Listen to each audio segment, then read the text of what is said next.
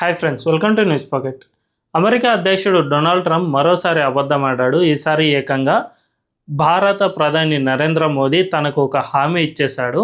అదేమిటంటే రష్యా నుంచి తాను కొనుగోలు ఆపి అమెరికా నుంచి ఇకపై కొనుగోలు చేస్తానంటూ మోదీ నాకు హామీ ఇచ్చాడు. దీంతో ఇకపై నుంచి ఇండియా రష్యా నుంచి ఆయిల్ కొనబోదు అని మరోసారి ట్రంప్ అబద్ధం చెప్పాడు. అయితే దీనికి రాహుల్ గాంధీ ముందు వెనుక చూసుకోకుండా మన ఇండియన్ గవర్నమెంట్నే ప్రశ్నించాడే తప్ప అటు ట్రంప్ను ఎప్పటికీ అస్సలు ప్రశ్నించిన దాఖలాలు లేవు.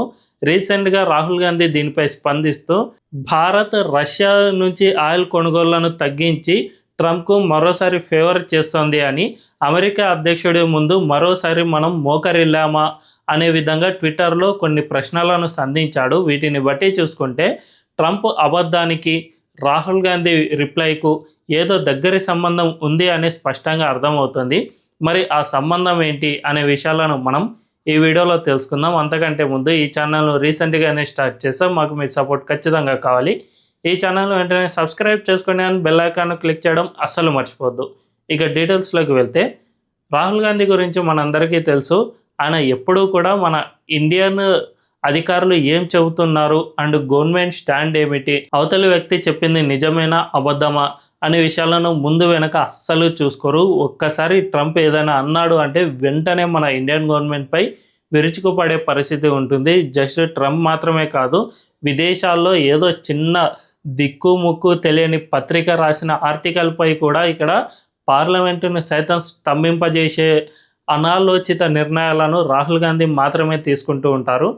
తాజాగా కూడా ట్రంప్ అబద్ధాలు ఆడడం ఇదేమీ తొలిసారి కాదు, ఎన్నోసార్లు అబద్ధాలు ఆడాడు. ఆపరేషన్ సింధూర్ను నేనే ఆపేశాను, మోదీని అటు పాకిస్తాన్ ప్రధానమంత్రితో నేనే మాట్లాడి ఆపేశాను అని చెప్పినా కూడా అది పూర్తిగా అబద్ధం అని తేలిపోయింది. మన ప్రధాని నరేంద్ర మోదీనే పార్లమెంటులోనే ఏకంగా ఈ విషయాన్ని వెల్లడించారు. నాకు ఎవ్వరూ ఫోన్ చేయలేదు, అమెరికా నుంచి ఫోన్ వచ్చినా కూడా నేను దాన్ని పట్టించుకోలేదు, జస్ట్ ఇది రెండు దేశాల మధ్య సమన్వయంతోనే ఈ సీజ్ ఫైర్ అనేది కొనసాగింది అంతే తప్ప ఎవ్వరి మాట మేము వినలేదు అని మోదీ సైతం ప్రకటించారు. అయినా కూడా రాహుల్ గాంధీ అస్సలు నమ్మరు, వీటన్నిటిని పట్టించుకోరు. జస్ట్ ఇతరులు ఎవరు అబద్ధం చెప్పినా కూడా దాన్ని పట్టుకుని ఇండియన్ గవర్నమెంట్ని తిట్టడానికి ట్రై చేస్తూ ఉంటారు. రీసెంట్గా ట్రంప్ మన ఇండియా ఒక హామీ ఇచ్చింది అని చెప్పుకున్నాం కదా, ఈ హామీ కూడా అబద్ధం అని తేలిపోయింది. మన విదేశాంగ శాఖ అధికార ప్రతినిధి రణధీర్ జైస్వాల్ దీనిపై కీలక ప్రకటన చేశారు. మేము ప్రపంచంలో ఏ ఒక్క దేశానికి ఎటువంటి హామీని ఇవ్వలేదు, భారతదేశం ప్రపంచంలోనే అతిపెద్ద చమురు దిగుమతిదారుల్లో ఒకటి, కాబట్టి మేము మన దేశ ప్రయోజనాలకు అనుగుణంగా మాత్రమే నిర్ణయం తీసుకుంటాం. ప్రపంచంలో ఎక్కడైతే తక్కువ ధరకు పెట్రోల్ లభిస్తుందో, ముడి చమురు లభిస్తుందో అక్కడ మాత్రమే మేము కొంటాం. రష్యా కంటే ఎవరైనా తక్కువ ధరకు మాకు ఆఫర్ చేస్తే ఖచ్చితంగా మేము అక్కడ కూడా కొంటాం. కాబట్టి మాకు ఎక్కడ వీలైతే అక్కడ అన్వేషణ చేసి అది ఎంతవరకు మా ఇండియన్ ప్రయోజనాలకు అనుగుణంగా ఉంటుంది అనే విషయాలన్నిటినీ క్రోడీకరించిన తర్వాతే మాకు మేలు జరుగుతుంది అని తెలుసుకున్న తర్వాత మాత్రమే మేము ఆ దేశాల నుంచి ఆయిల్ను కొంటాం. అంతే తప్ప ఏ ఒక్క దేశానికో ఇచ్చిన హామీ వల్లనో లేదంటే ఆ దేశం మనపై ఒత్తిడి తీసుకువస్తే మాత్రము మనం ఈ పనిని చేయబోము అని రణధీర్ జైస్వాల్ అధికారికంగా ప్రకటన చేశారు. దీన్ని బట్టి చూసుకుంటే మన ఇండియా అమెరికాకు ఎట్టి పరిస్థితుల్లో హామీ అనేది ఇవ్వలేదు. రష్యా నుంచి మనం చమురు దిగుమతులను తగ్గించుకునే ప్రసక్తే లేదు అని స్పష్టంగా చెప్పినట్లయింది. నిజానికి ట్రంప్ ఎన్నోసార్లు అబద్ధం ఆడుతూ ఉంటాడు, ఈసారి కూడా అదే విధంగానే అబద్ధం ఆడాడు. మన ఇండియా కనుక అమెరికా ఒత్తిడికే తలొగ్గి ఉంటే కనుక గతంలోనే రష్యా నుంచి మనం ఆయిల్ దిగుమతులను ఎంతవరకు తగ్గించుకునే వాళ్ళం. ఇప్పుడు మన ఇండియాపై ఈ కొనుగోళ్ల వల్లనే 50% టారిఫ్లను విధించాడు ట్రంప్. అయినా కూడా మనం ఎక్కడా కూడా వెనక్కి తగ్గలేదు. మనం ఆ దేశం నుంచి తక్కువ ధరకే ఆయిల్ వస్తుంది కాబట్టి అక్కడి నుంచే కొంటున్నామే తప్ప ఇతర దేశాల నుంచి ఆయిల్ను కొని మన దేశంలో పెట్రోల్ ధరలు పెరగడం, తద్వారా ద్రవ్యోల్బణం అనేది పెరగడం, ఇటువంటి పరిణామాలు వస్తాయని ముందే గ్రహించి ఎక్కడైతే రష్యా డిస్కౌంట్ ఆఫర్ను ప్రకటించిందో అక్కడి నుంచి మాత్రమే మనం కొంటూ ఉన్నాం.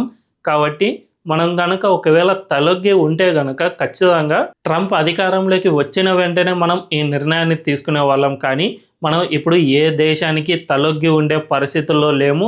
ఇతర దేశాలు మనపై ఆంక్షలు విధించినా కూడా మనం ఎట్టి పరిస్థితుల్లోనూ వెనక్కి తగ్గబోము అని మోదీ గవర్నమెంట్ పదే పదే స్పష్టంగా చెబుతోంది. అటు విదేశాంగ శాఖ మంత్రి ఎస్ జైశంకర్ సైతం ఇదే విషయాన్ని అంతర్జాతీయ వేదికలపైన చెబుతూ ఉన్నారు. యూరప్ దేశాలే మాకంటే ఎక్కువగా ఆయిల్ని ఇంపోర్ట్ చేసుకుంటూ ఉన్నాయి, అలాంటిది మీరు మమ్మల్ని ఎలా అంటారు అని ప్రశ్నించడం, అదేవిధంగా అమెరికా ద్వంద్వ వైఖరిని మనం ఎండగట్టడం, ఇలాంటివి ఎన్నో చేస్తూ ఉన్నాం. ఇవన్నీ ఎందుకు చేసామంటే ఆ దేశానికి మనం తలొగ్గడం లేదు కాబట్టి ఇవన్నీ చేస్తూ ఉన్నాం. కానీ మన దేశ ప్రతిపక్ష నేత అయిన రాహుల్ గాంధీ మాత్రం ఈ విషయంపై అమెరికా అధ్యక్షుడు ఏమైతే చెబుతున్నారో దాన్నే ఎక్కువగా నమ్ముతున్న పరిస్థితి కనిపిస్తోంది.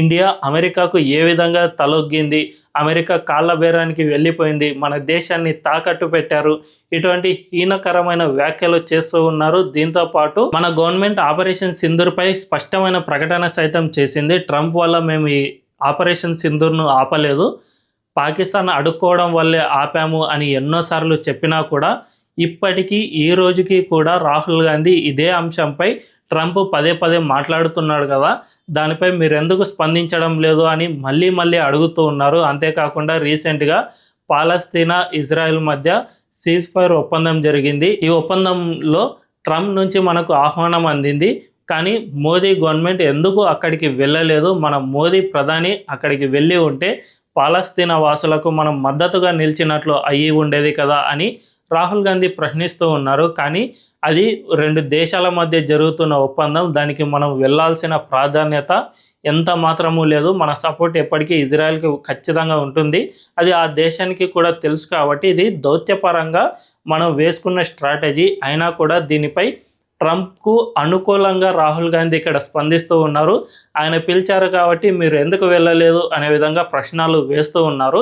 దీన్ని బట్టి చూసుకుంటే రాహుల్ గాంధీ మొత్తం మన ఇండియన్ అఫీషియల్స్ చెప్పేది ఏది కూడా వినడం లేదు అని స్పష్టంగా అర్థమవుతుంది. ఇదే కాదు, 2019లో కూడా మనం బాలాకోట్ ఎయిర్ స్ట్రైక్స్ చేసాం. ఈ ఎయిర్ స్ట్రైక్స్లో మన ఇండియన్ ఆర్మీ అక్కడ భారీగా ఉగ్రవాద స్థావరాలను ధ్వంసం చేశామని చెబుతూ ఉన్నా కూడా రాహుల్ గాంధీ పాకిస్తాన్ ప్రధాని అప్పటి ఇమ్రాన్ ఖాన్ ఏమైతే చెప్పాడో అదే మాటలను ఇక్కడ ఉటంకించిన పరిస్థితి మనం గతంలో చూసాం. అక్కడ కనీసం గడ్డిపోచ కూడా ఏమీ కాలేదట, చెట్టు కూడా కూలిపోలేదట. ఇటువంటి వ్యాఖ్యలు రాహుల్ గాంధీ చేశారు. ఆర్మీ ఎయిర్ స్ట్రైక్స్ చేసింది అనడానికి ప్రూఫ్స్ ఎక్కడ ఉన్నాయి, ఒక ఆధారాన్నైనా చూపించండి అనే విధంగా ప్రశ్నించడం మొదలుపెట్టారు. దీన్ని బట్టి చూసుకుంటే రాహుల్ గాంధీ ఎప్పుడూ కూడా మన దేశం చెప్పేది అస్సలు వినరు.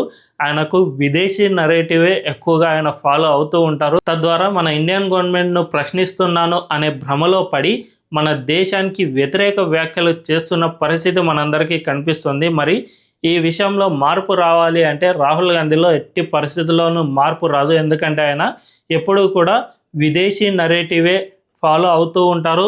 అవతలి దేశంలో ఒక చిన్న పేపర్, దిక్కు మొక్కు లేని పేపర్ రాసిన ఆర్టికల్ను బేస్ చేసుకుని సైతం ఇక్కడ పార్లమెంటును స్తంభింపజేస్తారు. కాబట్టి ఆయనలో ఎటువంటి మార్పు రాదు. మార్పు మనలోనే రావాల్సి ఉంది. మనం కాంగ్రెస్ పార్టీని ఎంచుకోవాలా లేదా బీజేపీని ఎంచుకోవాలా అనే విషయంలో స్పష్టమైన నిర్ణయాధికారం మనమే తీసుకోవాల్సిన అవసరం ఎంతైనా ఉంది. ఈ వీడియో కనుక మీకు నచ్చినట్లయితే ఖచ్చితంగా మా ఛానల్ను సబ్స్క్రైబ్ చేసుకోండి అండ్ బెల్ ఐకాన్ను క్లిక్ చేయడం అస్సలు మర్చిపోవద్దు. Thank you.